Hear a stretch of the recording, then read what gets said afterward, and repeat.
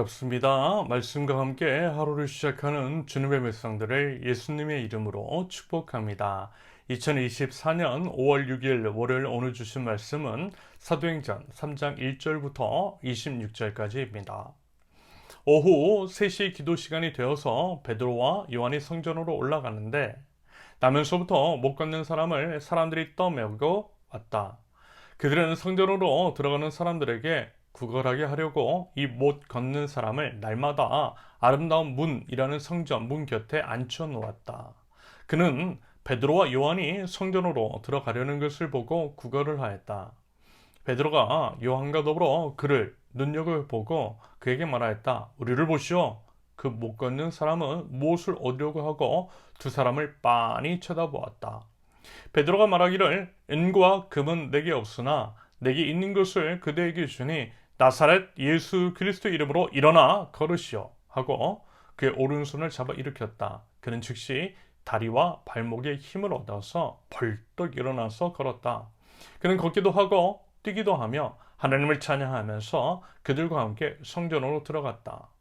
사람들은 모두 그가 걸어다니는 것과 하나님을 찬양하는 것을 보고 그가 아름다운 문 곁에 앉아 구걸하던 바로 그 사람이를 알고서 그에게 일어난 일로 몹시 놀랐으며 이상하게 여겼다. 그 사람이 베드로와 요한 곁에 머물러 있는데 사람들이 모두 크게 놀라서 솔로몬 행각이라고 하는 곳으로 달려와서 그들에게로 모여들었다. 베드로가 그 사람들을 보고 그들에게 말하였다. 이스라엘 동포 여러분, 어찌하여 이 일을 이상하게 여깁니까? 또 어찌하여 여러분은 우리가 우리 능력이나 경건으로 이 사람을 걷게 하거나 한 것처럼 우리를 바라봅니까? 아브라함의 하나님과 이삭의 하나님과 야곱의 하나님, 곧 우리 조상의 하나님께서 자기의 종 예수를 영광스럽게 하셨습니다. 여러분이 일찍이 그를 넘겨주었고 빌라도가 놓아주기로 작정하였을 때에도 여러분은 빌라도 앞에서 그것을 거부하였습니다. 여러분은 그 거룩하고 의로우신 분을 거절하고 살인자를 놓아달라고 청하였습니다. 그래서 여러분은 생명의 근원이 되시는 주님을 죽였습니다. 그러나 하나님께서는 그를 죽은 사람들 가운데서 살리셨습니다. 우리는 이 일의 증인입니다. 그런데 바로 이 예수의 이름이 여러분이 지금 보고 있고 잘 알고 있는 이 사람을 낫게 하였으니 이것은 그 이름을 믿는 믿음을 힘입어서 된 것입니다.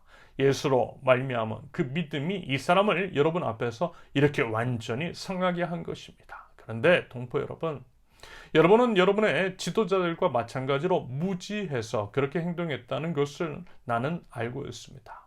그러나 하나님께서는 모든 예언자의 입을 빌어서 그리스도가 고난을 받아야만 한다고 미리 선포하신 것을 이와 같이 이루셨습니다.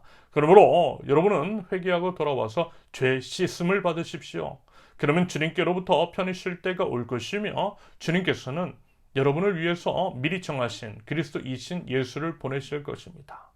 이 예수는 영원 전부터 하나님이 자기 거룩한 예언자들의 입을 빌려서 말씀하신 대로 만물을 회복하실 때까지 마땅히 하늘에 계실 것입니다. 모세는 말하기를 주 하나님께서 나를 세우신 것 같이 너희를 위하여 너희 동족 가운데서 한 예언자를 세워주실 것이다. 그가 너에게 하는 말은 무엇이든지 다 들어라. 누구든지 그 예언자의 말을 듣지 않는 사람은 백성 가운데서 망하여 없어질 것이다 하였습니다. 그리고 사무엘을 비롯하여 그 뒤를 이어서 예언한 모든 예언자도 다 이 날에 있을 일을 알려주었습니다. 여러분은 예언자들의 자손이며 하나님께서 여러분의 조상들과 맺은 언약의 자손입니다. 하나님께서 아브라함에게 너희 자손으로 말미암아 땅 위의 모든 족속이 복을 받을 것이다 하고 말씀하셨습니다. 하나님께서 여러분 한 사람 한 사람을 악에서 돌아서게 하셔서 여러분에게 복을 내려주시려고 먼저 자기의 종을 일으켜 세우시고 그를 여러분에게 보내셨습니다. 아멘. 오늘 본문은 오순절 성령 강림 사건 이후 사도 베드로를 통하여 일어난 이적에 관한 기록입니다. 사도들이 복음 증거 사역을 할 때 놀라운 이적들이 일어났는데요. 그것들의 양상 및 그것을 해석하고 설명하는 것에 대한 진술입니다. 여러분, 사도행전이잖아요. 사도행전이 결국 이런 내용들의 모음입니다. 사도들이 복음을 증거했다라고 하는 것, 증거할 때 혹은 복음을 증거하기 전에 이적이 일어났다라는 것.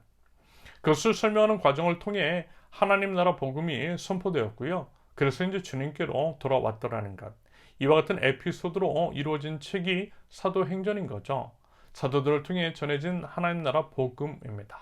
부디 하나님 나라 백성인 우리를 통해서도 우리의 말과 삶을 통해서도 하나님 나라 복음이 계속해서 전해지고 그리하여 이 땅 가운데에 하나님의 나라가 세워질 수 있기를 바랍니다. 사도 베드로와 요한은요, 기도하기 위해 성전에 올라가요. 그 내용이 1절인데요.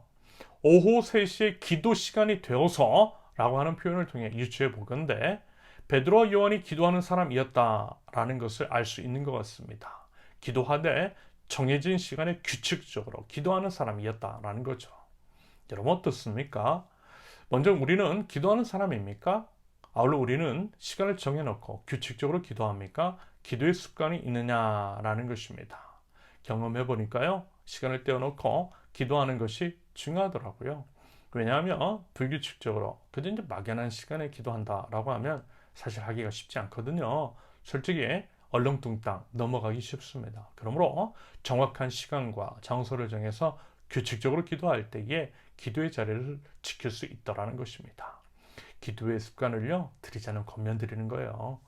여러분, 습관을 들여야만 자동적으로 기도할 수 있더라고요.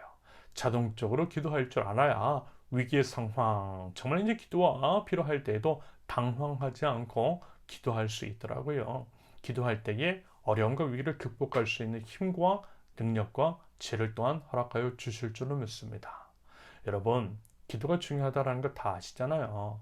그런데 그만큼 중요하다라고 하고 이렇게 생각하는 것만큼요, 우리는 과연 기도에 힘을 기울이고 또 그렇게 실천하고 있는 것인지. 부디어 사도들이 시간을 정해서 규칙적으로 습관을 들여 기도했던 것처럼요, 우리도 그렇게 기도하고요, 그 기도를 통해서 기도의 능력과 응답을 경험하실 수 있기를 바랍니다. 그들이 이제 기도하러 갔던 성전에는요, 구걸하는 사람이 있었대요. 아이러니하게도 아름다운 문이라고 하는 성전 문 곁에 구걸하는 사람들이 있었대요. 나면서부터 못 걷는 사람인데요, 그 모습이 아름다운 문이라고 하는 것에 전혀 걸맞지가 않아요. 전혀 아름답지 않은 모습입니다. 여러분 생각해 보십시오. 이절의 기록처럼 그는 스스로 온 게 아니었어요. 사람들이 떠매고 왔어요. 앵벌이라고 하죠. 조직적으로 구걸을 하게 하는 사람들. 아마 이제 그런 것이 아닐까라고 하는 생각이 들어요. 안 그래도 몸이 힘들고 장애를 가진 것도 억울한데 이런 식으로 착취를 당하고 누군가의 돈벌이 수단으로 전락했다라는 것입니다. 사람의 존엄이 그렇게 무너진 거예요. 세상에 이런 아름답지 않은 모습들이 너무 많고요. 반드시 뿌리 뽑아내야만 할 것입니다. 그러면서 이제 성전 문 곁이라는 것. 여러분 무슨 얘기죠? 교회 근처라는 거잖아요. 여러분 성전입니다. 그러면 여러분 성전에, 교회에 하나님을 예배하러 오는 사람들이 얼마나 많았겠어요? 그 사람들이요, 구걸하는 사람을 못 받겠어요? 당연히 받겠죠. 그 사람의 비참한 심세를 봤을 것입니다. 그런데 그는 여전히 성전 문 옆에서 구걸을 하고 있다는 것입니다. 바꿔 말하면 아무도 그를 불쌍히 여기거나 돕지 않았다는 의미일 수 있을 것 같아요. 근원적 문제 해결을 위해서 그가 착취를 당하고 있는 이러한 부분에 대해서 아무도 관심을 가지지 않았다라고 하는 의미일 것 같습니다. 누가요? 하나님을 예배하러 오는 사람들이 하나님을 예배한다라고 하면서 정작 이웃은 외면했다라는 것입니다. 여러분 이런 일들이 비록 그 양상은 달라도 지금도 여전히 일어나고 있다라는 것입니다. 예배한다라고 하면서 이웃들을 외면하고 지나치고 있다라는 거예요. 우리의 불쌍한 이웃들을요. 제가 알기로는 2022년 이제 비가 많이 왔을 때 침수로 인한 참사를 당하고 죽으신 그분들, 신림도 그분들이요, 교회 다니시는 분들이었어요. 그래서 만약에 교회가 하나님께 예배하듯이 같은 식구인 그분들에게 관심도 좀 가져주고 그들을 지상으로 살 수 있는 기회라도 좀 마련해 주었다면 어땠을까라고 하는 생각이 들었어요. 여러분 이 부분은요, 우리가 이제 심각하게 한번 고민해 봐야 할 문제일 것 같습니다. 우리 종교 행위에 가려서 정작 놓치고 있는 분들이 너무 많을 수 있다라는 거죠. 하지만 다행히 사도 베드로와 요한은 달랐습니다. 그냥 지나치지 않았어요. 그런데 그들이 구걸하는 사람의 근원적인 문제를 봤어요. 그는요, 돈을 달라고 했지만 그게 정작 필요한 것은 그게 아니었다라는 것을. 구걸의 수단인 지체 장애가 아니라 그것을 극복하고 일어서는 것이라는 것을 알았고요. 그래서요, 사도 베드로는 예수 그리스도의 이름으로 선포함으로써 그를 걷게 했다라는 것입니다. 여러분, 기도하는 사도에게는 성령께서 주시는 능력과 통찰이 있고요. 그래서 이제 그들이 성령님을 의지할 때에 그 마음의 중심을 아시는 주님께서요, 그들을 통해서 놀라운 역사를 이루어 주신 것입니다. 여러분, 부디 그 능력이요, 우리 믿는 모든 자들에게도 이루어질 수 있기를 바랍니다. 우리 신앙의 본질을 정확하게 보고요, 그에 따른 주님의 역사가요, 사랑의 일들이요, 우리를 통해서 이루어져야 한다라는 것입니다. 여러분, 그 믿음 가지고 나아가보자라는 거예요. 나머지 내용은요, 나음을 입은 그 사람이 사도 베드로와 요한을 붙잡아 놓아주지 않았고요. 그래서 사람들이 몰려왔고요. 이 기회를 통해서 예수 그리스도의 복음을 증거한 내용이 이어지고 있습니다. 기회와 구실만 있으면 예수 그리스도의 복음을 힘껏 증거했던 사도들입니다. 여러분, 우리도요, 당연히 그래야만 하겠죠. 우리의 모든 삶을 통해 증거되는 하나님 나라의 복음, 부디 우리의 삶을 통해서도요, 아름다운 하나님 나라가 복음이 증거가 되고 복음의 역사가 일어나고 하나님 나라가 세워질 수 있기를 예수님의 이름으로 축원합니다. 함께 기도합니다. 하나님, 기도합니다. 날마다 시간과 장소를 동하여서 규칙적으로 기도하는 기도의 습관을 들이게 하시되 기도할 때에 부어주시는 성령의 능력으로 살아가는 기도의 사람들 모두 되게 하옵소서.